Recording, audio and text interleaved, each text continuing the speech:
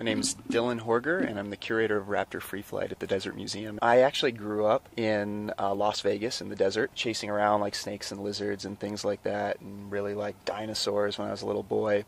And I had a natural progression into this interest in birds in general. But when I was probably somewhere in grade school, there was a red-tailed hawk. It flew into my backyard of the childhood house that I grew up in, and it was tame enough to let me approach it within like a couple of feet before it would fly off. And this was the first interaction I really had with a wild animal that was semi-tame. And to me, that was absolutely magical. I didn't know that you could tame birds of prey as a kid, and I didn't know that you could train something as wild and quintessentially free as a bird of prey to fly back to you. By the time I was 15 and my driver's license was on the horizon, I got licensed as a falconer, so I started flying my own hawks and falcons and things like that. It turned from selfish wanting to immerse myself in nature and with the birds to, genuinely wanting to pass that on, that feeling that I got when I was a little kid and saw that wild animal and got up close, and how it inspired me to, love nature in general and want to conserve. And now it's kind of my mission to spread that idea to those small kids, young kids